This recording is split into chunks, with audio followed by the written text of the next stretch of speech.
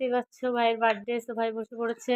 এই যে এটাতে আশীর্বাদ করা হবে, এই যে মিষ্টি, পায়েস, ৫ রকমের ভাজা, মাছ ভাজা, ভাত, আর এদিকে এই যে ক্যাডবেরি, ফ্রুটি, লজেন্স, কুরকুরি, এদিকে মাছের একটা তরকারি আছে, আর বাদ বাকি আইটেম রাত্রে দেখাবো।